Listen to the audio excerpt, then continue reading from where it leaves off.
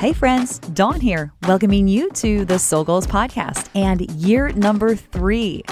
This year, we are diving into expanding our perspectives, challenging our belief systems, and working the mental and emotional muscles of our souls.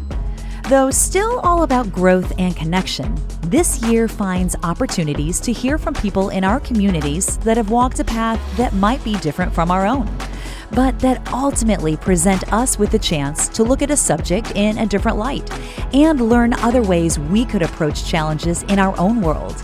Let's get to it. Hi, everybody. Welcome to another episode of the Soul Goals podcast. My name is Dawn, and guys, I am pumped for today's episode. Oh my goodness. We have Sister Katie from the Salesian Sisters with us today, and she's going to speak to us on the subject of presence and connection, something that the Soul Goals platform believes deeply in and is rooted deeply in. And Sister Katie, before we hit the record, I was in tears. You can tell everybody. I'm so thankful for you giving us this time and attention to talk about a lot of different things. Let's talk about your path to where you are now in your faith walk and your spirituality. Let's talk about the Salesian Sisters as a whole and what that group is and the mission of what you're doing. And before I get into that, though, I want to let everybody know, this is interesting. In 2015, my husband and I were sitting over there in that living room watching a 60 Minutes program. And he paused the TV. He's like, come over and see this. They're talking about this program with the Salesian Sisters in North Haledon, New Jersey, and it's called Adopt a Sister. And I went, what? So we sat down and watched it. And I want to say it was Sister Mary that was on the 60 Minute program, yes. right? Yes. Yeah. And so Sister Mary recently passed away the end of 2025, just very recent. So I want to speak a little bit about her impact with you as well when we get to that point. Yeah. But I was so taken aback, and I was not raised Catholic, but my husband was. Our kids are Catholic, went to Catholic schools all through their elementary and high school. And the foundation that laid for them is so incredible. And so immediately I was like, where do we sign up for Adopt a Sister and what does that mean? Right? So basically the Adopt a Sister program, which is still happening within the Salesian Sisters community, is donating to their mission. And it's adopting a sister that prays for you regularly, that intends for you regularly. And I'm just saying, I'm so, Betty Ann Martinez is our sister, and she has been since 2015. And I think maybe some people might go, oh, it's kind of hokey. Can you really feel that? Do you really believe that? Do you believe that they're doing that? But I mean, yes, we are called to have faith in this world. And there's so many challenges that we encounter anyway. And I want you to speak to that too. As a sister, the challenges are relatable. Just because you're walking in this path and this is your mission and this is your career, if you will, right? You still have struggles along the way. So amen. All that being said, amen, sister. Yeah. Amen. And so all that being said, Sister Katie, welcome. Yay. Thank Yay. you so much for having me. I was so excited when I got your email, pitching the idea of coming to just chat and share a little bit about what we do. And thank you for the opportunity. I know when I growing up, I grew up Catholic, but I didn't know sisters. And so even to hear Salesian Sisters, like, what is that? Like, I've never heard that, so to any opportunity we can have to share about who we are and the work that we do, we're very excited to. So thank you. Absolutely. And so it stands to say right here that the Salesian Sisters, it's actually the Daughters of Mary, Help of Christians. That's kind of where it was founded in. Over 10,000 Salesian Sisters worldwide. Is that correct? Yes. We are actually the largest female religious order in the world that's under one superior. So in the United States, we're probably about just around 200 sisters. But yeah, worldwide, we're about 10,000 and a powerhouse. That's what I say. Right. And I'm thinking that there's just 200 of you in the United States, but the mountains that you're moving with the work that you do. And let's just talk for a second. You're cultivating community. So you're working Mhm. with underprivileged youth, and you do that through youth centers, through camps, through young adult ministries. And I love this. This is a big piece for me. Character, faith, and social responsibility. Yes. Yes. Character, faith, and social responsibility. Those are such monumental pieces, I believe, for our young people, and like, hey, even a 50-year-old. You know what I'm saying? Mhm. Character, faith, and social responsibility all day long. And I Yeah. think that's your, like, that's one of the foundation. Well, that's not one of, that is the kind of bedrock of what Yes. you're following each day. Yeah. St. John Bosco, who was our founder, said, we want to help young people to become good Christians and honest citizens. So it's the shaping the whole person. So Mhm. yes, of course the instruction of faith is vital to us, but it's also, how do you then live as a good and faith-filled person that's Mhm. contributing to society in a productive way and in a way that brings the hope of Christ into the world. And that's what's great about our Salesian environments with young people. It's not just, I think a lot of people have stereotypes about sisters and nuns, Mhm. right? About sit up Absolutely. straight, Mhm. if you're misbehaving, they're gonna hit you with the ruler. And Mhm. thank God that was never really the way that our sisters operated. It's not our style, it's not our charism, but because our way of educating young people is the whole person. So knowing kids need to run, they need to make noise, they need to have outlets for their energy. And if we use that well, they're learning. um, Right, right. so yeah, there's a way of educating and shaping the whole person. Mhm. Yeah, That's I love that's that. what we do. Shaping the whole person, how it's how you live. And then let's take that a step further. If we're talking about being present and connected, I think that's a really huge piece for that. Hmm. Being present, and if I think about the sisterhood in general, and I know we talked about scheduling this, and you're like, we have morning prayers and we have evening prayers. So we're working around your schedule with all of that. And Hmm. I really think that that bears mentioning the fact that being present in that capacity by intending that, and let's just, to be fair, this is your life, this is what you've chosen to do, so this is part of your daily job and your daily walk, right? Right. But for people that are not in that profession, that intention to sit with it, with for a period of time, whether it's once a day, whether it's twice a day, whether it's 2 minutes, whether it's 2 hours, I Hmm. think it's super important. And I feel like with the institution of creating and shaping that young person and really allowing them to step into who they are, that presence is a big piece for what you're teaching them as well. Yes, absolutely. We part of the method of the way that we work with young people, but we also use it like with each other as sisters, um, is this way we call it's accompaniment. Um, and accompaniment, like in the Catholic world right now, it's kind of becoming a buzzword, but Mhm. in the Salesian world, we're like, we've been talking about this for 150 years. Like Yeah. we were ahead of the game. But Yeah.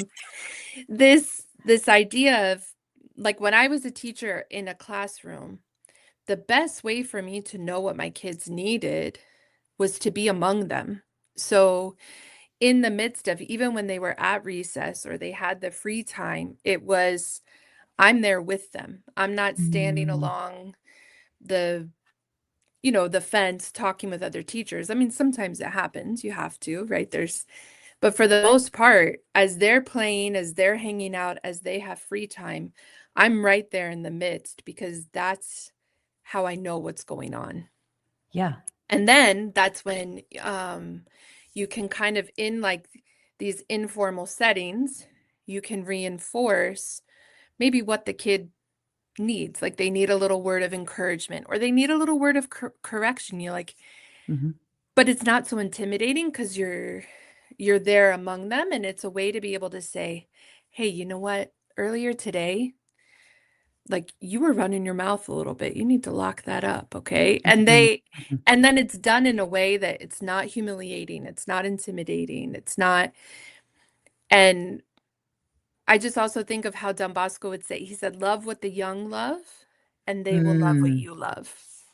And so that idea of like just being among what they're doing, it's a way to win their hearts, you yeah. know? And we do it as sisters too. Like there's built into our schedule, yes, those times of prayer, but even a time of it's in our rule of life that we have recreation together, that we play together. And some nights you don't want to, right? Some nights you're tired Hmm. and you're like, I don't really want to sit and play a board game right now. But it's those moments that it builds this stronger connection that underlies everything else Yeah. that you're doing.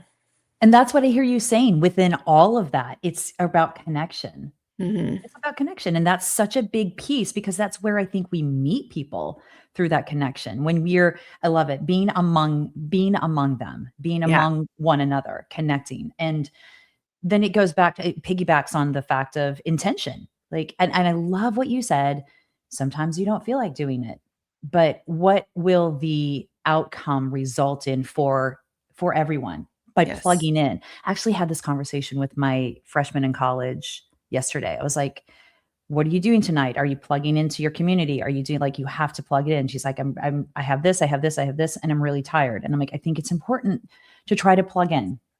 And she called me afterwards. It was a Fellowship of Christian Athletes, by the way. Ah, yeah, And yeah. yeah, and she said, she actually FaceTimed me and she was like, okay, here's a huge, God wink, a God dropped in my lap. And we had been talking earlier that day about a phrase, and the leader at FCA said the exact same phrase. Look at And she was that. like, okay, all right.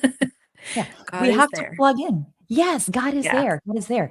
Let's back up for a minute and talk about your personal story, because I know you Okay. said you're not in the classroom anymore, but before you became Sister Katie, Hmm. you were a teacher, but an elementary school teacher. Is that correct? Yes. Yep.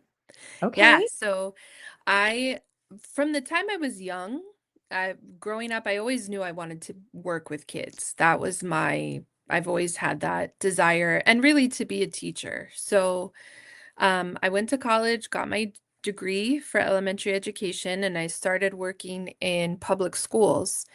Um, and I thought my desire as a teacher was I really wanted to teach the kids that nobody else wanted to teach. And I Mm, wanted them to know that there's an adult in this world that loves them. That was kind of, by the time they leave my classroom, whatever other knowledge they have is great, but that there's an adult in this world that loves them and will advocate for them. mm, Um, but through, actually, towards the end of college, I was talking with some friends kind of about that philosophy of education that I had. And they said, that sounds really Salesian. And I was like, I've never heard what? So what? I don't know what that word is. yeah. Um, and so they told me about the sisters. They had been taught by our sisters. And I kept that in mind, thinking, well, that sounds like a great environment to work in. But I didn't think I would be a sister. It was not on my radar. But Wow. Yeah. just the more I'd kind of have quiet moments of prayer, and there would be this little tug on my heart of maybe you should be a sister. And I ignored it and I said no. And I said, Lord, that's really nice that you asked, but I'm politely declining. Or you called the wrong girl, Right. all kinds of things, even to the point where it was every time I went to pray, I'd feel that nudge.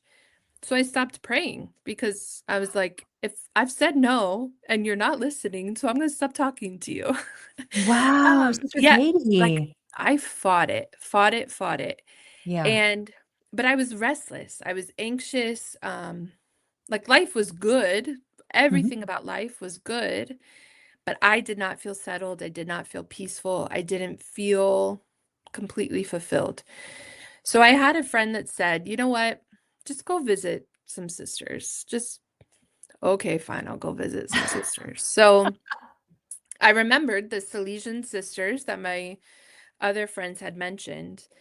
So I got in touch with the sisters. I was living in Florida and I had to come up to New Jersey to visit. And the whole plane ride, I was praying, God, please let me hate it. I wanted to say, Wow. like, I wanted to try it, but I wanted to hate it because I knew God wouldn't call me to something that I hated. That Mhm. what he calls us to is going to bring us life. And um so I prayed, let me hate it. But when I came to visit the sisters, especially that first time, it was the first time in years that I went to pray and I didn't feel that anxiousness inside. I felt peace. Mm. And I knew, like I knew enough that I was like, "Oh crap."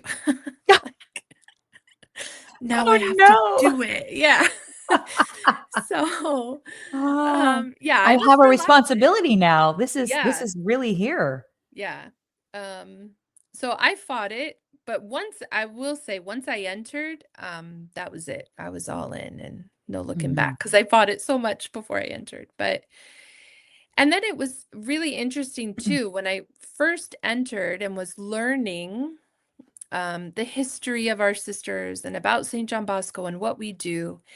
There was a priest that gave us a presentation on Don Bosco and the way that he taught kids. And I remember listening and thinking, that's what I do. Like, that's what I believed as like a public school teacher. That was the philosophy in my classroom. And I didn't have the same words that this priest had. I never could have put it together so neatly as he did.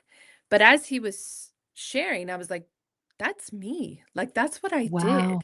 And so Yeah. it was so affirming to hear, like, I'm in the right place. And this is the way that I want to reach out to young people to bring them closer to Jesus.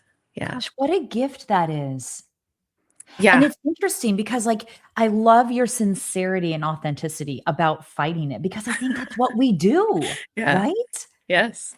As the human ego, like, gets there, like, I see it looking this way. Mhm. So funny, one of my girlfriends said the other day, "Y God God does the how."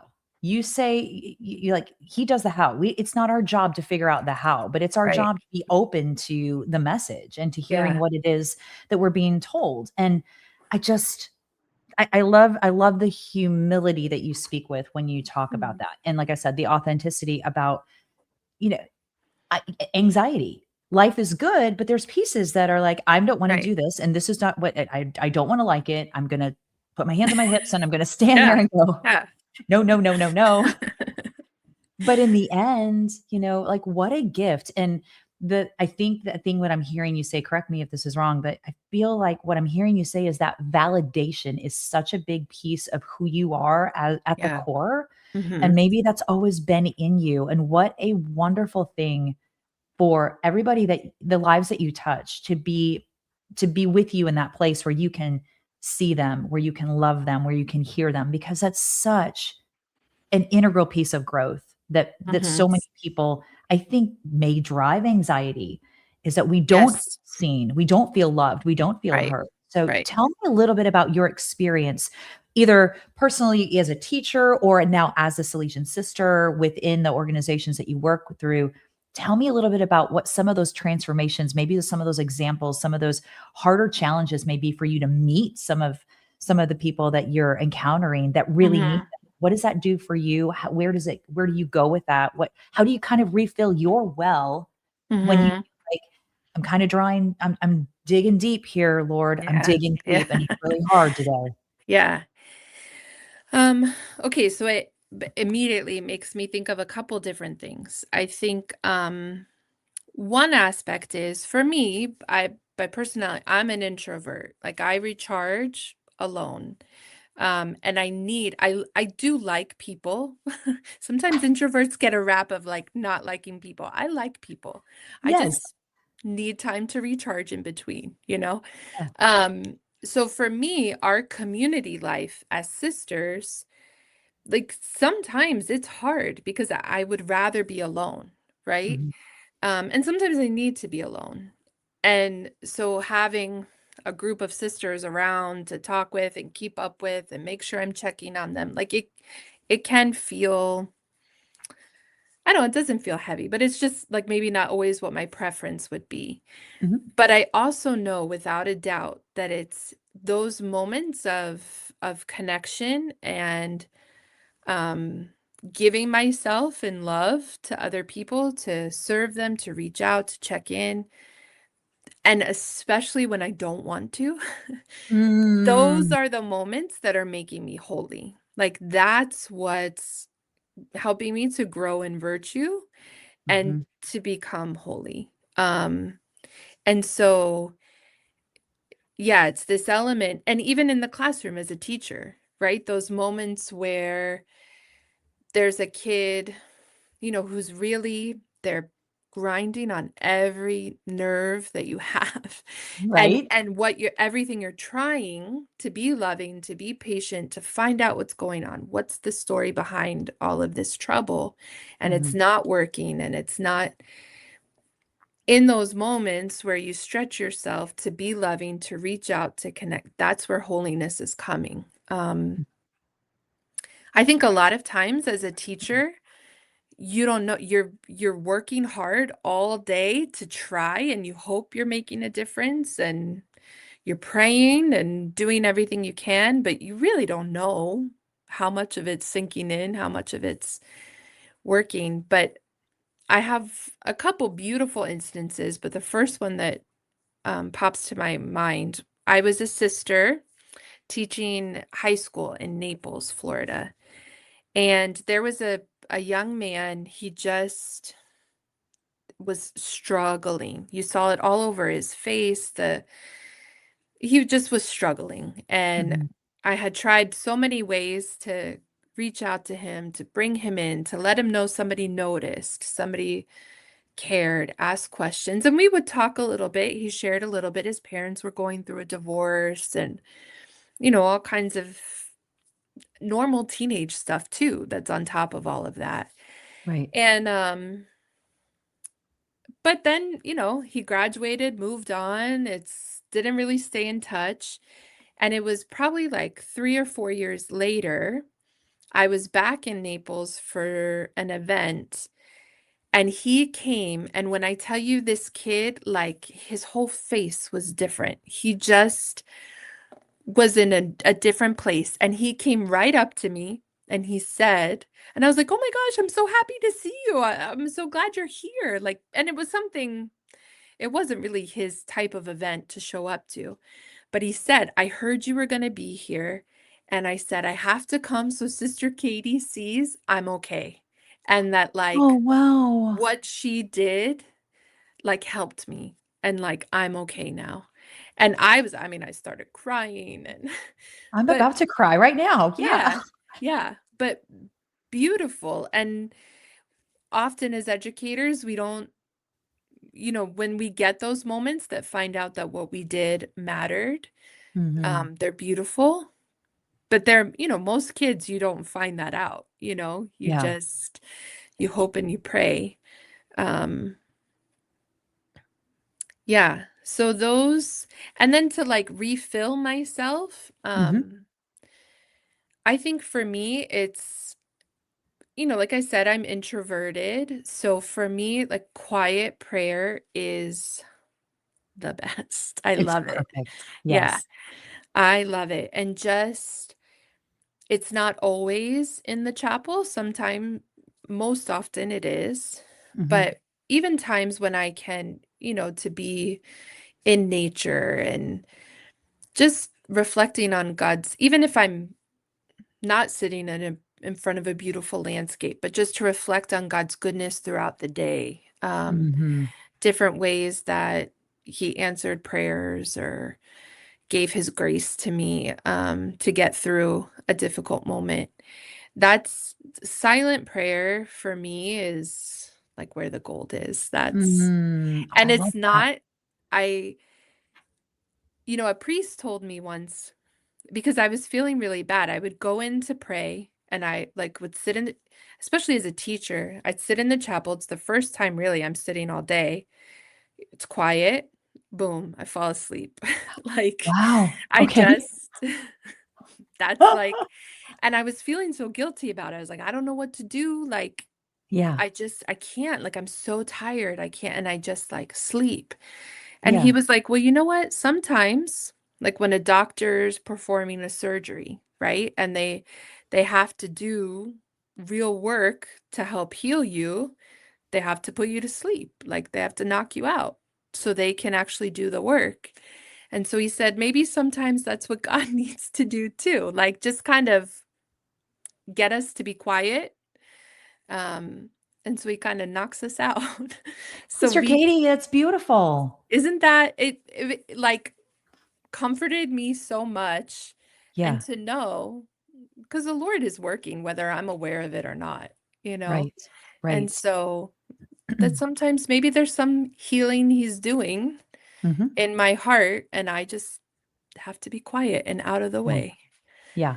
I Yeah. will tell you this year, and actually into the end of last year, I started really intending, God, what's on my to-do list today? Because if I were to open up my Mhm. phone and show you my to-do list, one of my friends looked at it the other day and she was like, what is wrong? Like, that's overwhelming. Yeah, Like, okay, yeah. well, I gotta keep my thoughts in order. But I also have to put that to the side and say, all right, what is the most important thing that it just and interject it through me, allow it to be part of me. And sometimes it's taking a 20-minute power nap when I feel like I have so much other stuff around here to take care Right. of and Right. so many things to attend.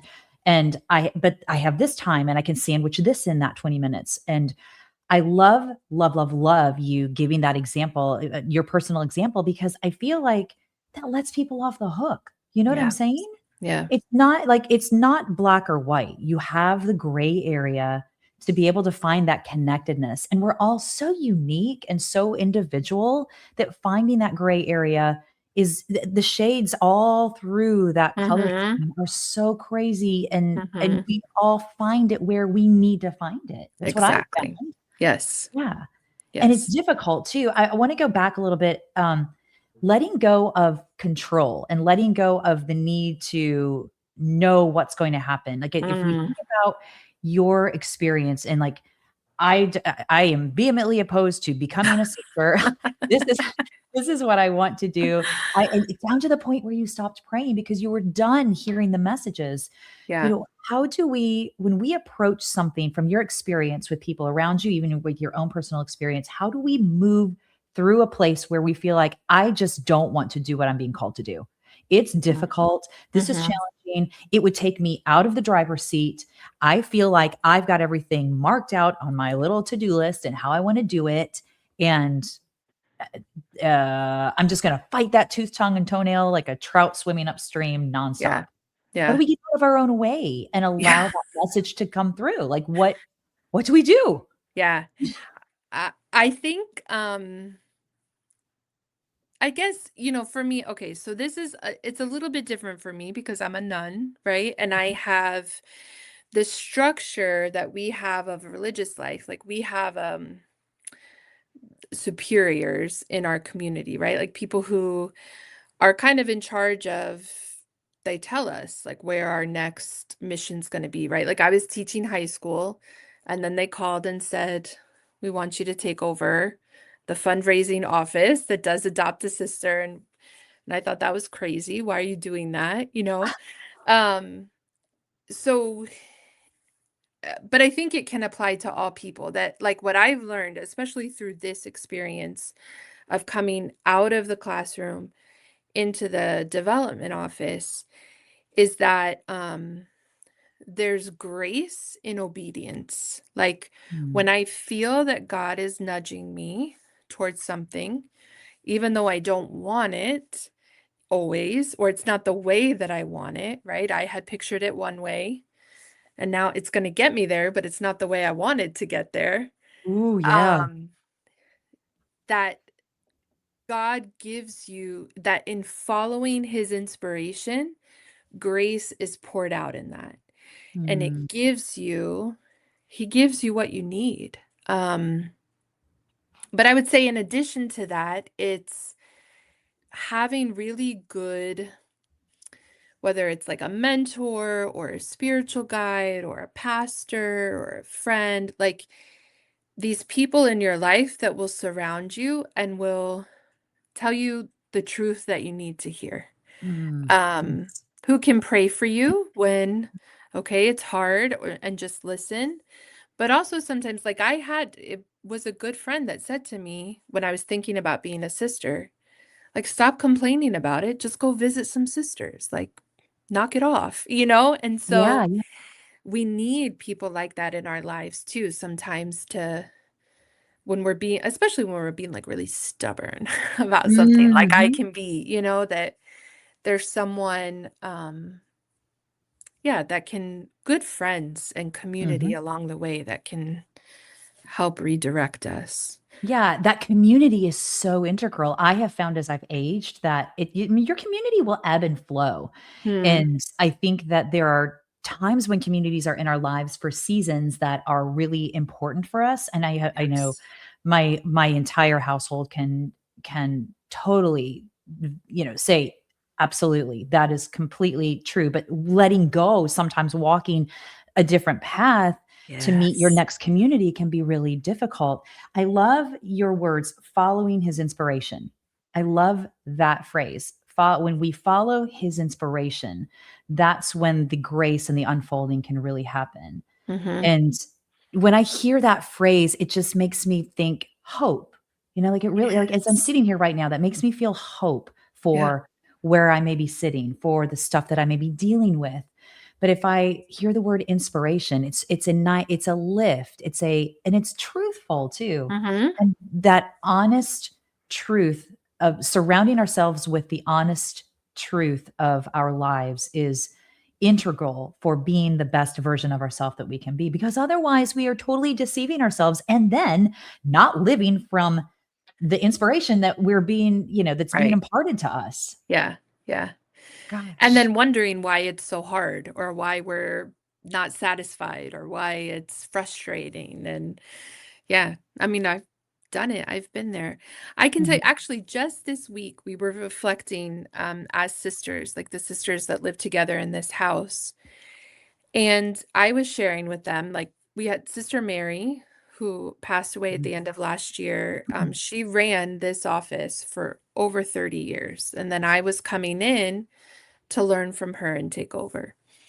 So with her passing, um, now like I look at different events, different tasks, different benefactors that I need to deal with. And I have found myself saying a lot, well, Sister Mary would know. Like Sister Mary would know what to do. And as we were reflecting earlier this week, but really the thought came to me of like she didn't always know what to do, right? Yeah. She was confused many times as well. But she was something that Sister Mary was masterful at was she was attuned to the voice of God. Like Oh, she was yes. so good at listening and then like when a thought cuz sometimes two people think in prayer like what do you mean you're listening to God, right? Like what are Right? you hearing? What are you hearing? So like when just these little thoughts would pop in her head or just these little ideas, no matter how small it was or how like simple it seemed, she'd go with it. She'd follow it. And like Mm. that's like those inspirations from God, right? Like just those moments where it's like that person looks lonely, I should go over and say hi. And then you kind of say, well, I don't really have time for that right now. Let me get back to, and you ignore it, right? Yeah. Yeah. But like just to follow those little inspirations. And that's where God, he takes care of you. And so that was like a really good point of reflection for me of I don't have to know over 30 years worth of knowledge to do this job well. I Right. just have to be attuned to the voice of God and the Yeah. little promptings that he'll Yes. give me. I want to talk a little bit about that because you bring up a really wonderful point here. When people ask you, what does that really mean? Listening to the voice of God and how Yes. or like in prayer, are you hearing it? Because if I think about your structure, like in a day in the life of Sister Katie and Mhm. the community that is surrounding you and the work that you do, I mean, you are immersed in it. But people Mhm. that are not immersed in your profession, if you will, are that are maybe struggling with something else and going, yeah, okay, great, Sister Katie, that's amazing. Like, but how do you, like, if I'm praying because I've had the worst day, I'm having a hard time making my mortgage, my car is broken down, my kids Mm. struggling in school, my mom just told me she has an illness that we're gonna have to deal with. I mean, you just compound all this stuff. And you want me to pray and listen to what God has to say. And Yeah. how am I going to hear that? Like, how Right. do we get out of our Forget own it. way? And what is that? Yeah, forget it. Like, what Yeah. are you talking about? What are you Like you're talking not in about? the real world. Yeah. Yeah. Yeah, yeah. So let's talk a little bit about that because I think that bears so much witness in our world again about being present, being connected to something bigger than ourselves and outside of ourselves and ultimately faith. Faith Mhm. in that whole idea, if you will. Mhm. But listening and what does that really mean? And I mean maybe I just piggyback this on the fact that you're talking about Sister Mary and the ideas. You know, when you have a spark, Yeah. following it. Yeah. Yeah. I think so something in our kind of our tradition and style of sisters, um it's this idea of an everyday holiness that God. So, like I said before, of course, I can encounter and pray and hear God when I'm sitting in a beautiful chapel and it's quiet and there's mood lighting and beautiful music, whatever. That's a good moment to encounter God. And I think those moments are good when we can schedule like a special sacred time. It's important. But we also believe and like really try to embody this idea of God is in the midst of whatever I'm doing. And so there's a St. Francis de Sales would say, like, if you're a mother and you're cooking a meal for your children, that stove is your altar. Like, that's the Mhm. place of your prayer. And that's where your sacrifice is offered in that moment. Mhm. And so, I think for us, it's little practical things like before we start a task, just saying, so simple, like, okay, Jesus, this is for you. Or, very, we're daughters of Mary, help of Christians. So we've got a great devotion to Mary, the mother of God, and like saying, okay, Mary, like pray for me. Like pray for me Mhm. as I go into this, just those little practical things that can turn a task that I have to do anyway into a moment where now I've opened just a little door where Yeah. God's voice can now come in and he can be a part of what I'm doing. Mhm. I think too, I've learned to become more intentional about like what I'm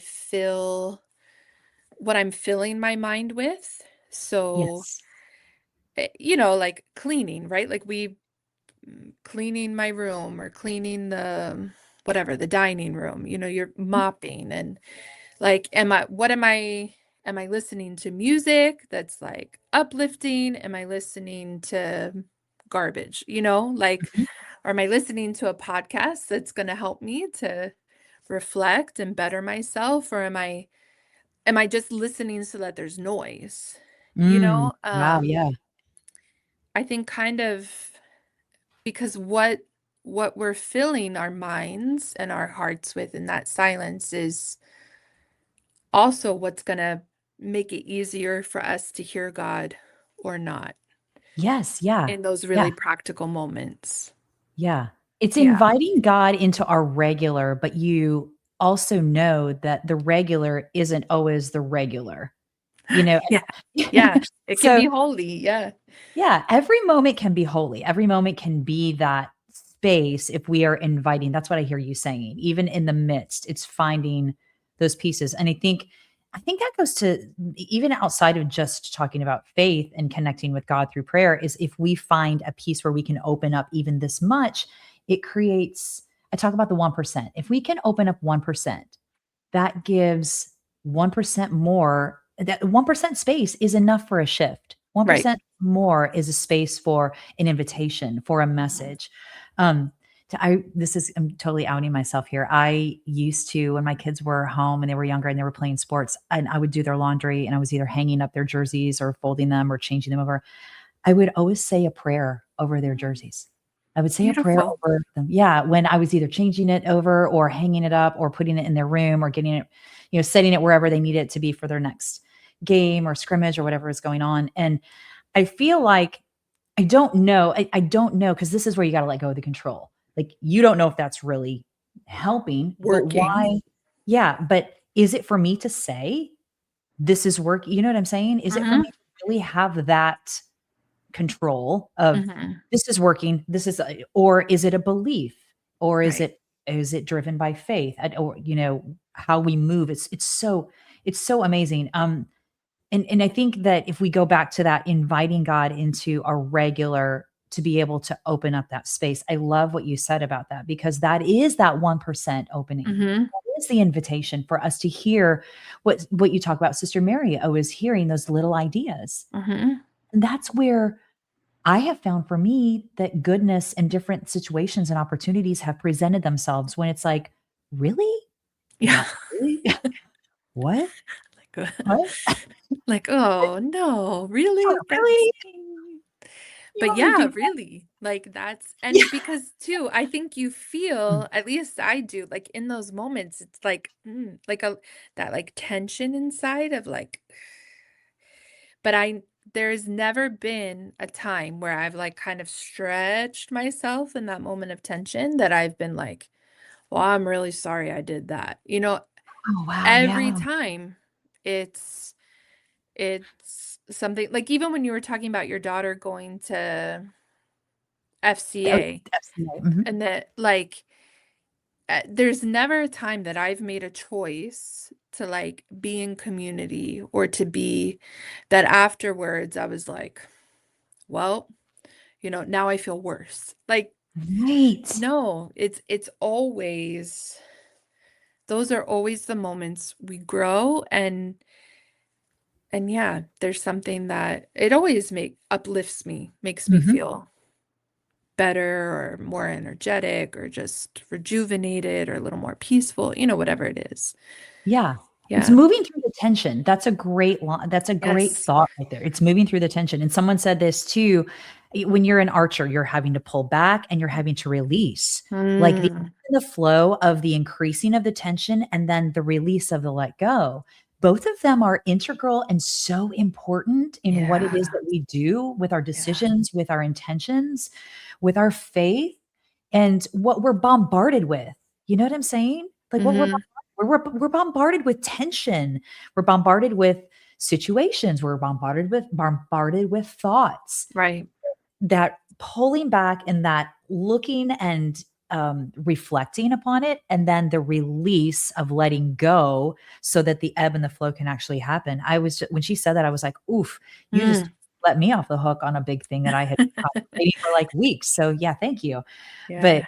it's how we learn, I think, is that connecting to people, that presence and that whole pull back and that release in everything that we do. I mean, Mhm.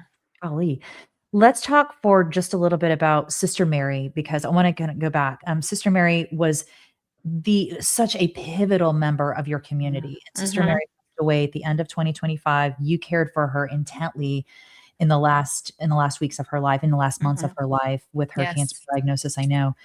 And before we started recording, we were talking a little bit about her. And I really I want people to know that even though you're in a community where the structure for you is surrounded by this holiness and this wonderfully lovely sacredness, that there still is feeling and emotion around the loss of someone integral in your life, no matter what Absolutely. role that they filled. So, talk to me about a little bit about how you guys have been doing as a community with Mm. this loss of Sister Mary, because when we saw her in 60 Minutes, I was like, I will do whatever you tell me to because I'm that's like in the best possible way. Because Yes. was such a force, Yes. best possible way. Yes. Yeah, that's such a good description of her. Yeah, I think for us, for example, so yeah, I cared for her everything in every way in her last days of just being with her and attending to all kinds of physical needs. That was the first time in my life I had done that for somebody.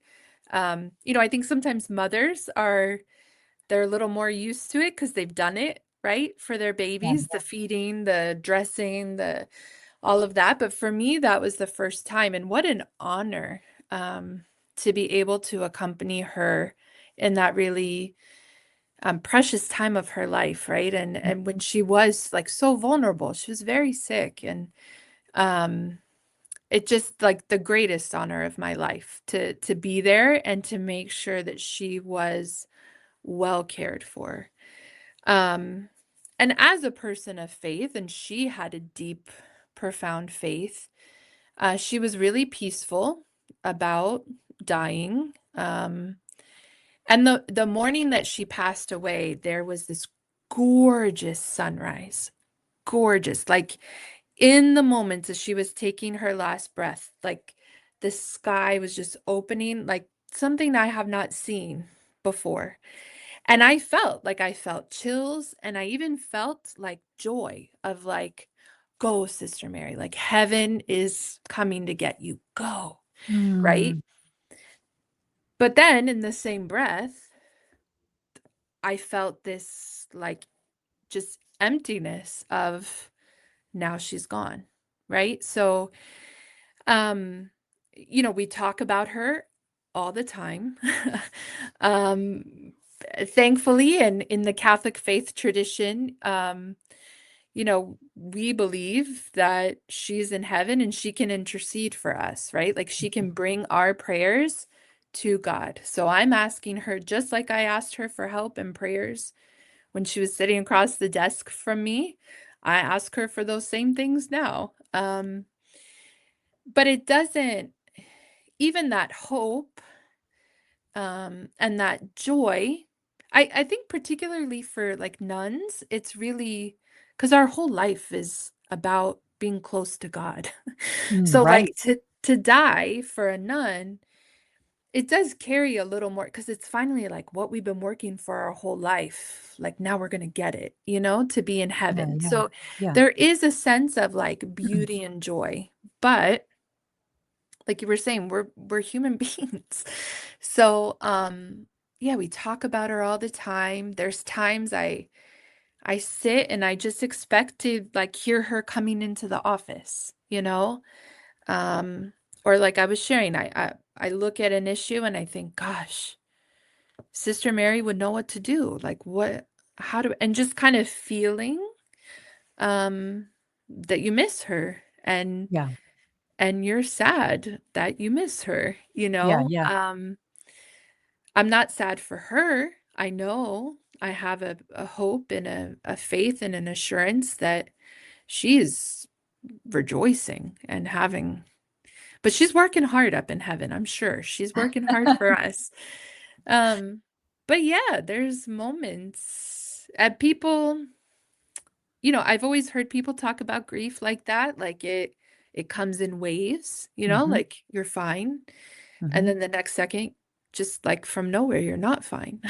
Yeah, yeah. And like, and yeah, that happens to us. And It's real, and yeah, I think too that joy interestingly, like when you were talking about the morning when she passed, that joy that she's getting ready to meet God yeah. in this wonderful way, but the grief is still there for you as humans being left behind Mhm.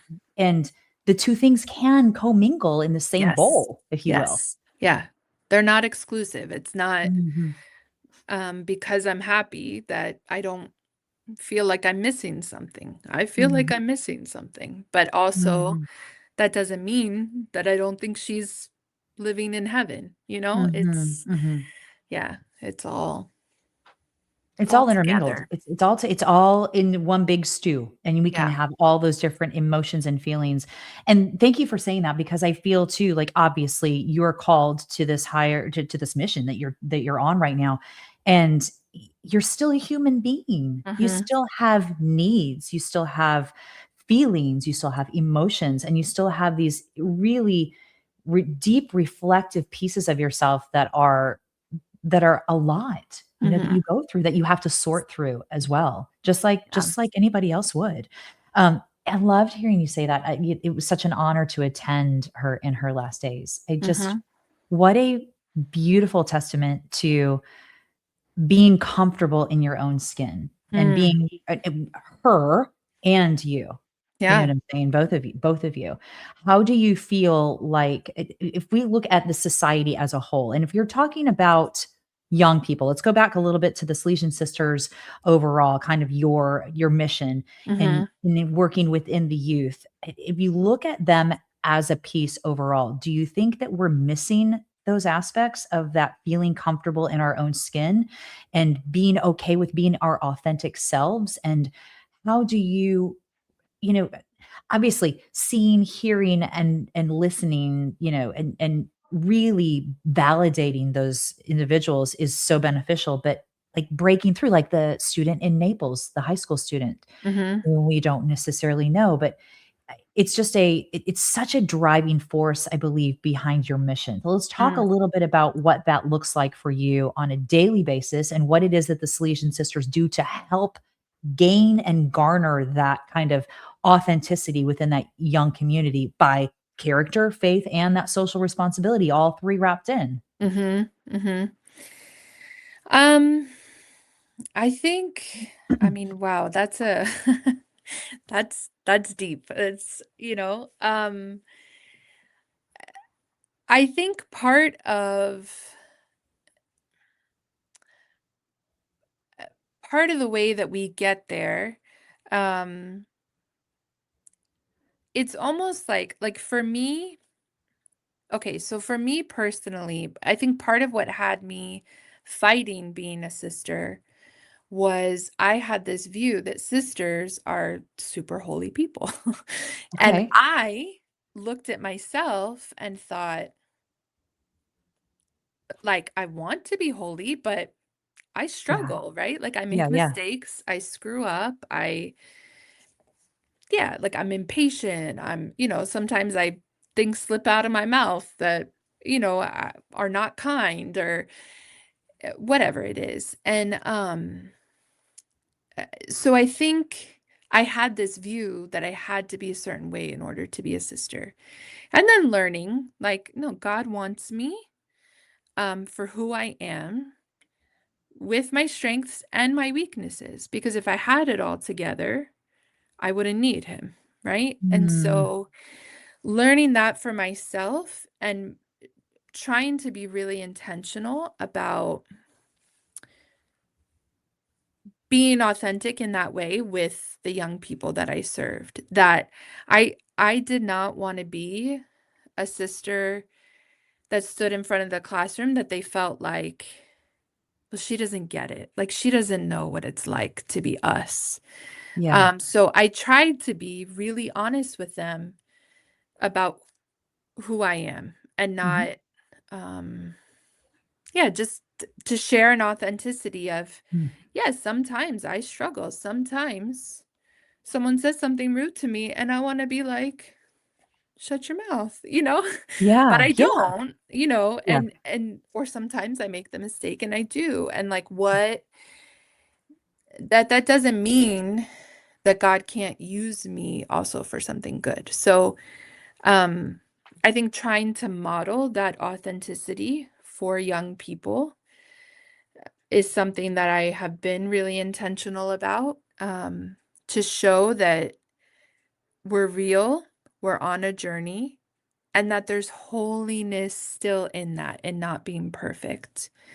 Um, and I think our young people today, you know, um, oh my gosh, I've seen even from the time I started teaching till like I left the classroom last year, like how much it's in the teenage brain very much to care about what their peers think. Correct. Yes. But I think how much that has been exacerbated over an increased use of social media and where things are so magnified and people's Mm, opinions and um, these perfect snapshots are what are put out to the world. mhm. And then all this comparison starts happening internally. So that was something, just real conversations with the kids about, eh, like, that's not real life. Right, right. And that what is real eh, is that God meets you in kind of the mess Yeah. and walks with you there. Yeah. That yeah, when I have it all together and I'm perfect. And that's something, gosh, Sister Mary did so beautifully for us as she was sick, that to let that she let us help her. And how Mm. beautiful. And there was never once that I looked at her and was like, I can't believe you can't get up the stairs by yourself. What the heck? You need my help again? No, Yeah, like every time I was like, let me help you. Oh my gosh, this is nothing more than I wanted than to help her. And I think parents feel that way with their kids, right? And so absolutely. um I just imagine how much more God feels that way when he looks at us, that he's not frustrated that we don't have it all together, that he's not like, "Ugh, you need my help again." No, Mhm, it's his honor to be called on mhm. and to help us. And I'm not sure I really answered your question, No, it was but beautiful because I think what I'm hearing you say is that vulnerability lives in that space. yes. And when we can be vulnerable and allow God to help us, that's real vulnerability. That's Yeah. really allowing ourselves. I'm going to go back. God wants you for who you are. God wants you for who you are. I love that statement. It's so true because, Mhm. like you said, if everything was great and hunky dory in your life, I mean, okay, do you really? Yeah, okay, great. Yeah. God, yeah, okay, see, okay, you go over there. You know Yeah. what I mean? So even in our struggle, in our suffering, we still being vulnerable and showing up and allowing him to assist us is such a huge piece.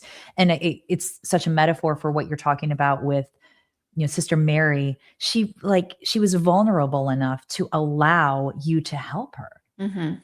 and I think if we look at that from a magnified aspect where God consciousness is concerned for us as a Mhm. people, then I mean, that's a really interesting way to kind of Mhm. frame it. And Mhm. again, God wants you for who you are. Mhm. Whether you're kicking and screaming through it or not. Exactly. Exactly. Sometimes hard. Oh my gosh. Well, tell us how we can get involved and how people can adopt a sister, how we can support the Salesian Sisters as a whole community and dive into really being there within this organization. Okay, well, so if you, we have our website, salesiansisters.org. Mhm. On there, for sure, there's a tab where you can find out more about the Adopt a Sister program. You see some of that news segment that Sister Mary was on. But basically, it's Adopt a Sister. It's you give an annual gift. And like you said before, where you're assigned a sister, that sister prays for you. Some people love to talk to their sister quite a bit. Some people don't want to talk to a sister, but they want to know someone's there praying. Mhm. So it's kind of all of that we can work with and try to help get you what you're looking for. Um, and yeah, we're on Instagram. We're also at Salesian Sisters. I think we're on TikTok too, but we don't post on TikTok as much. Right? Um, Okay. and then I too, I'll throw out mine. I'm Sister Please. Katie on Instagram too. And there's actually a great video. Sister Mary and I made it together. last fall. It has something like 8 million views. Ridiculous, ridiculous. I love it. But it's a hilarious video. We had so much fun making it. We were dying. Anyways, Sister Katie on Okay. Instagram. I can't wait to check it out. Yay! Oh my Yeah. gosh. Yeah. Yes, Yeah. yes. Well, thank you guys so, so, so much. Thank you, Sister Katie, for being here. I say you guys because I feel like there's so much presence All around of you. us together. Yep. Yeah. It I mean, is.